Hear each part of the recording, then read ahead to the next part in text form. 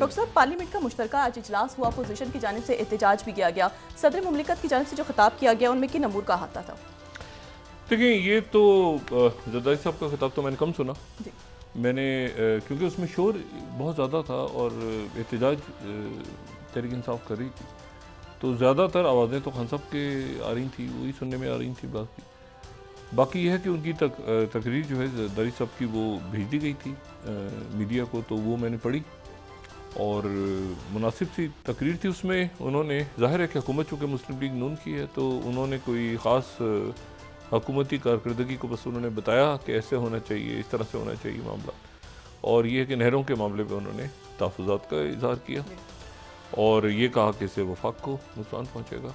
तो अब वफाक, उन्होंने कहा कि वफाक से यानी कोई मुशावरत नहीं हुई, ऐसे कोई बात उन्होंने की इस हवाले से।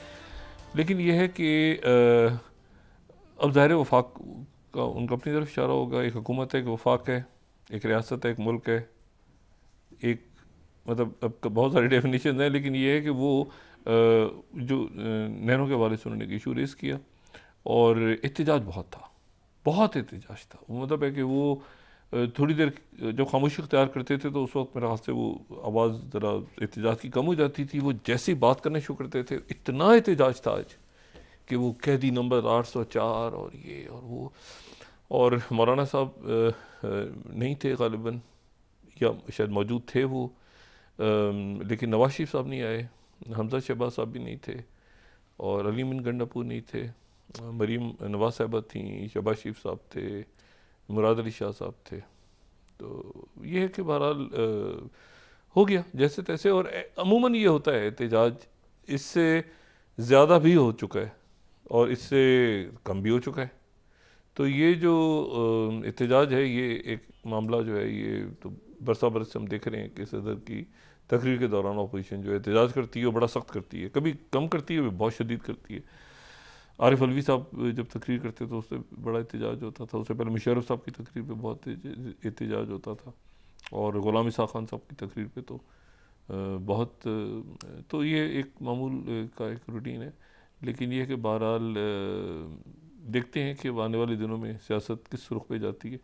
वही मामला हैं कि सिक्योरिटी के कंसर्न्स और IMF के मुज़ाकरात और बाकी खारजा पॉलिसी पे प्रोएक्टिव होना पड़ेगा इस वक्त। और इस वक्त जो हम रोज़ बात करते हैं, आज भी उसमें बहुत सारे मामलात ऐसे हैं जो आगे बढ़े हैं और बढ़ते नज़र आ रहे हैं। मैं देखें थोड़ी देर के बाद या शायद पहुंच गए हैं, ज़ेलेंस्की जो हैं वो रियाद पहुंच गए हैं और उनकी मुलाकात आज ही शायद जो वली अहद और वज़ीर आज़म मोहम्मद बिन सलमान, शहज़ादा मोहम्मद बिन सलमान से होने जा रही है, और उनके साथ उनका डेलीगेशन भी रियाद पहुंचा है और उस डेलीगेशन में उनके वज़ीर ख़ारजा भी हैं, उनके साथ जो है वो वज़ीर दिफ़ा भी हैं और उनके चीफ़ ऑफ स्टाफ भी हैं। ये तमाम शख्सियात जो हैं ये मुज़ाकरात करेंगी, कल से शुरू करेंगी जद्दा में। ये मुलाकात यानी ज़ेलेंस्की जो हैं वो जद्दा नहीं जा रहे, वो रियाद में उनकी मुलाकात होगी। उनके वफूद की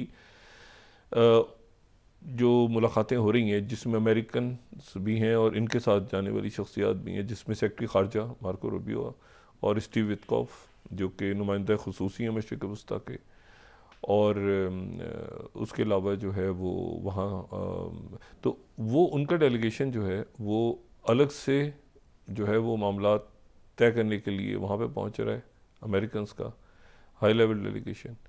और ये जो है ये तमाम मुज़ाकरात से अमली तौर पे ज़ेलेंस्की को बाहर कर दिया गया है।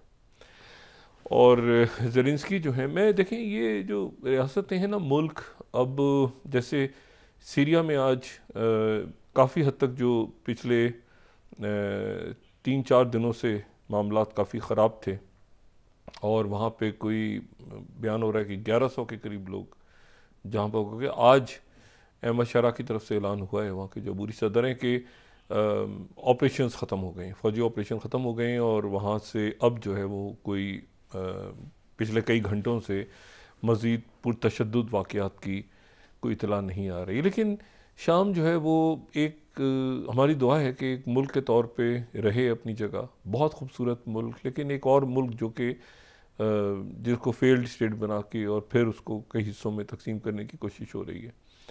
और उसमें जो सबसे इस वक्त प्रोवोक किया है अहमद शरा को और सारे अरब ममालिक को बशमुल तुर्की और सारे वो इसराइल की फ़ौज के जो सरबरा हैं नए, उनका जो नए सरबरा जो हैं उन्होंने सीरिया का, अगर आप देखें तो सीरिया का बॉर्डर मिलता है इसराइल के साथ, गोलान की पहाड़ियाँ जो शुमाली इसराइल है उसको बॉर्डर मिलता है जनूबी सीरिया के साथ। तो वहाँ पे उन्होंने सीरिया के अंदर यानी बॉर्डर क्रॉस करके सीरिया में कदम रखे हैं और वहाँ पर इसराइल की जो फ़ौज मौजूद है शाम के अंदर, मैं गोलान की पहाड़ियों की बात नहीं कर रहा, गोलान की पहाड़ियों से आगे, तो वहाँ पर उन्होंने दौरा किया है और दौरा करके उन्होंने प्रोवोक किया है दोबारा अहमद शरा को। अच्छा ये देखें, ये जो है ना, हम अगर दुनिया का नक्शा देखें तो नक्शे पे हमें कोई 193 मुल्क तो ऐसे हैं जिनको अक़वाम मुत्तहिदा तस्लीम करती है, ठीक है। अच्छा एक कंट्रीज़ जो हैं, कंट्रीज़, अच्छा एक है कंट्रीज़ जो हैं वो वैसे तो लफ्ज़ ये बड़े पेचीदा से हैं और इनको आपस में कई दफ़ा मिला के भी जो है वो इनका बयान होता है कि जी किस तरह से कैसे बात होगी और क्या होगा। लेकिन ये कि मैं आपको सिर्फ एक बात ये बताऊं कि जो ये है ना कंट्री में, और एक है कंट्री, अच्छा एक है नेशन। कौम ये है कि जी जिसकी एक सकाफ़त हो, एक उसकी तारीख़ हो, एक उसकी कोई ज़बान हो या मज़हब हो, या कोई कौम किसी चीज़ पे, जैसे कबीला किसी चीज़ पे इकट्ठा होता है या उसी तरह से ग्रोह किसी चीज़ पे इकट्ठा होता है, कौम एक चीज़ पे इकट्ठी होती है तो नेशन उसको कह लेते हैं। ये बड़ी पॉलिटिकल साइंसेस में डेफिनेशंस हैं, लेकिन मैं इस बात को ज़रा मुख्तसर कर रहा हूँ। और फिर एक नई इस्तिलाह जो है वो ये जो 30 साला जंग चली, जब यूरोप के अंदर 30 साल तक एक जंग हुई, दो जंगें हुई बल्कि, एक तो 80 साला जंग हुई और एक 30 साला जंग हुई यूरोप के अंदर। और उसके बाद वो वेस्टफेलिया का जो माहिदा था उसके नतीजे में 1668 में ये दो जंगें ख़त्म हुई। एक 30 साला जंग, जो कि वो 30 साला जंग जो थी वो एम्पायर के अंदर चल रही थी, यानी जो रोमन होली एम्पायर के अंदर, अभी ये मैं शिज़म वाली जंग की बात नहीं कर रहा जिसमें ऑर्थोडॉक्स और रोमन कैथोलिक्स की लड़ाई तो नहीं, ये मैं बात कर रहा हूँ जो रोमन कैथोलिक एम्पायर के अंदर ही जो लड़ाई हुई, जो प्रोटेस्टेंट्स के दरमियान और बाकी फ़िरकों के दरमियान और कैथोलिक्स के दरमियान, वो 30 साल तक हुई और वो सबसे खूनी जंग कहलाती है यूरोप की तारीख़ की। यानी वो फर्स्ट वर्ल्ड वॉर, सेकंड, वो सबसे खूनी जंग कहलाती है। उसमें जो है वो कोई 11 लाख से ज़्यादा लोग उसमें मारे गए और 30 साला जंग है। कुछ इसकी तादाद बहुत ज़्यादा बयान करते हैं, लेकिन ये 30 साला जंग और एक 80 साला जंग जो है, वो दो जंगें थी। दूसरी जंग जो है वो 80 साला जंग थी, 80 ईयर्स वॉर जिसे कहते हैं। और वो जो 80 ईयर्स वॉर थी वो उसमें बरतानिया, फ्रांस, बाकी मुल्क और ये यूरोप के अंदर ही जो है ये जंगें जो हैं ये हो रही थी और बड़ी हो रही थी। तो ये जो ट्रीटी ऑफ वेस्टफेलिया हुआ, माहिदा हुआ, बात मुख्तसर करते हैं यहाँ पे, उसके नतीजे में ये हुआ कि वहाँ से एम्परर ने जो है वो फ्रांस के एम्परर ने, और उन्होंने ये छोड़ा, अपना ओहदा छोड़ा। और उसके बाद एक नया कॉन्सेप्ट आया दुनिया के सामने, और वो जो कॉन्सेप्ट था वो था ये नेशन स्टेट्स का। ये लफ्ज़ सामने आया, नेशन स्टेट्स। अच्छा, नेशन स्टेट्स ये कि जी क्योंकि कंट्री जो है, अब इसको नेशन स्टेट्स और कंट्रीज़ को तकरीबन एक ही समझा जाता है, लेकिन एक फ़र्क भी है। मतलब नेशन स्टेट्स कुछ और हैं, कंट्री मुल्क कुछ और है, नेशन स्टेट कुछ और हैं, लेकिन आम तौर पे नेशन स्टेट्स ही कहते हैं सारे मुल्कों को। लेकिन यह है कि नेशन कंट्री तो एक सिर्फ जोग्राफी है ना।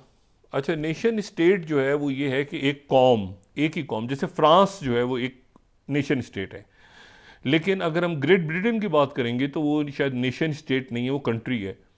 उसकी वजह ये कि वहाँ वेल्स भी है, वहाँ पे नॉर्दर्न आइलैंड भी है, वहाँ पे स्कॉटलैंड भी है, ठीक है ना। तो वो इस तरह वो चार उनके, तो ये जो है ये फ़र्क जो है अपनी जगह रखना, सामने रखना ज़रूरी है।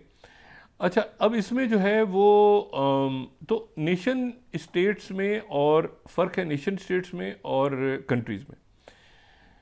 अब नेशन स्टेट्स जो हैं वो सॉवरन, उनकी जो ये अगर हम देखें थर्ड स्लाइड हम दिखाएं तो इसमें जब स्टेट ट्रीटी हुई ये 1668 वाली, तो उसमें थर्ड स्लाइड में ये जो state centric, modern state centric जो आज की दुनिया है, वो उसकी कुछ डेफिनेशंस डिसाइड हुई। उसमें कुछ डेफिनेशंस की रियासत क्या होती है, मतलब स्टेट सेंट्रिक वर्ल्ड जो आज तक है वो 1668 में बनी थी। एक ये कि उसकी टेरिटोरियल इंटेग्रिटी, ठीक है ना, एक ज्योग्राफी उसमें होनी चाहिए, एक उसका हदूद, उसकी बॉर्डर्स होने चाहिए, फिर उसको सॉवरन होना चाहिए। अच्छा, सॉवरेनिटी, अपनी अथॉरिटी अपने बॉर्डर्स के अंदर मेंटेन होनी चाहिए, ठीक है ना, उसकी legal authority, political authority, autonomy हो, लोग जो हैं फ्रीडम यूज़ करें, सॉवरेनिटी के बेनिफिट यूज़ करें। ये डेफिनेशन डिसाइड हुई जो है स्टेट की, स्टेट सेंट्रिक वर्ल्ड बनी उसके बाद मुल्क आए सामने। उससे पहले एम्पायर, ये लड़ाइयाँ जो है ना एम्पायर्स में और ग्रोह में और ये खैर बाद में भी होती नहीं, लेकिन बहरहाल ये वेस्टफेलिया का जो है सारा जो पूरा किस्सा है, तो उसके बाद जो है वो हमारे सामने नज़र आता है कि ये जो है ये पहली दफ़ा हमारे सामने नेशंस का तस्वुर सामने आता है और कल्चरल उनकी एक्टिविटीज़ एक जैसी हों, ज़बानें, मतलब एक नेशन के तौर पे वो आगे जाएं। अच्छा, अब ये नेशन स्टेट जो है ना ये चलती रही और अच्छा, सोवरेनिटी बड़ी इंपॉर्टेंट है कि सोवरेनिटी से क्या मुराद है, ख़ुद मुख्तारियत क्या है, इसके ऊपर भी मुख्तलिफ बातें होती रहीं। कई मुल्क ऐसे हैं जो ख़ुद मुख्तार हैं मुकम्मल तौर पे, उनको दूसरे मुल्क तस्लीम करते हैं, उनकी सरहदों को तस्लीम करते हैं। कुछ ऐसे हैं जो कि जिनकी मुकम्मल सोवरेनिटी नहीं है, उनकी भी एक लंबी लिस्ट है। मिसाल के तौर पे ताइवान, सारे मुल्क तो तस्लीम, इसराइल, सारे मुल्क तो तस्लीम नहीं करते। इसी तरह से जो है ये जो अबकेज़िया वगैरह, ये फोर्थ स्लाइड हम देखें तो लिमिटेड रिकग्निशन है, तो ये तो मुकम्मल तौर पे इनको माना ही नहीं जाता, ठीक है। कुछ ऐसे हैं जो यूएन मेंबर हैं, लेकिन ये कि ये कुछ मुल्क इनको मानते हैं। साइप्रस, शुमाली साइप्रस जो है, इसराइल, आर्मीनिया, कुछ मुल्क, एक लिस्ट है पूरी, कुछ मुल्क उधर हैं, कुछ मुल्क इधर हैं, कुछ मुल्क इधर हैं, तो ये लिमिटेड रिकग्निशन है। कुछ मुल्क ऐसे हैं जिनको सब मुल्क मानते हैं। अच्छा, तो सोमाली लैंड है जैसे, ठीक है ना, और ये जो है ये एक काफ़ी मुल्क हैं, ठीक है, काफ़ी मुल्क हैं ऐसे जिनको ये जो दो नए मुल्कों ने भी जन्म लिया है ये यूक्रेन जंग के बाद, तो इनको भी तस्लीम नहीं करती दूसरे जो ममालिक हैं, जो यूक्रेन के दो मुल्क हैं दोनबास के इलाके में। अच्छा, एनीवे, तो ये मैं से भी बात कर रहा था, सॉवरेनिटी के ऊपर भी एक सवाल है। फिर ये है कि कई नेशंस हैं उनके पास जो है वो स्टेट नहीं है, कई नेशंस हैं जिनके पास स्टेट नहीं है, एक मुकम्मल स्टेट उनको चाहिए। और उसमें हम देखें तो कुर्द है, कौम है लेकिन मुल्क नहीं है उनके पास, या फ़लस्तीनी कौम है लेकिन उनके पास स्टेट नहीं है। तो नेशन और स्टेट को अगर मिल जाएँ तो फिर नेशन स्टेट कहलाती है और कंट्री उनसे अलग है। अच्छा, अब लेकिन मैं ये बात सारी इसलिए कर रहा हूँ कि ये जो नेशन स्टेट्स हैं ना, आहिस्ता वक्त गुजरने के साथ साथ ये जो नेशन स्टेट्स हैं ये अपनी इनकी जो तमाम दुनिया में इनकी गिरफ्त कम होती जा रही है नेशन स्टेट्स की। और वो नेशन स्टेट्स की गिरफ्त इस तरह से कमज़ोर इस तरह से हो रही है नेशन स्टेट्स कि ये जो एक नई दुनिया इमर्ज हो रही है, ये फोर्थ इंडस्ट्रियल रेवोल्यूशन के बाद, ये बॉर्डरलेस दुनिया है, ये बॉर्डरलेस दुनिया है। और इस बॉर्डरलेस दुनिया में या ये डिजिटल दुनिया है, मतलब इस बॉर्डरलेस दुनिया में अब आप मुझे बताएं ना कि एक रियासत की करेंसी होती है या रियासत का कोई जो है वो सेंट्रल बैंक होता है, मगर साथ ही अब बिटकॉइन आ रहा है। क्रिप्टो करेंसी का तो कोई जो है वो तो उसका तो कोई डिसेंट्रलाइज करेंसीज आ रही हैं। अब इनको नेटवर्क स्टेट कहा जाता है, इनको डिजिटल बॉर्डरलेस स्टेट्स कहा जाता है। इनको ये किस शक्ल में आगे सामने आती हैं, कैसे, क्यों? आप देखें ना, यहाँ से जो है पहले तो ये था कि जी टेलीफोन आप दें और ऑपरेटर से कहें कि वो नंबर मिलाए फ़लाँ मुल्क का और ये करे। अब लोग अपना उठाते हैं व्हाट्सएप और कहीं से कहीं, कई ऐसे लोग हैं जिनके दोस्त या उनके जानने वाले ज़्यादा अच्छे ऑनलाइन होते हैं बजाय इसके कि वो फिज़िकल सामने बैठे हों।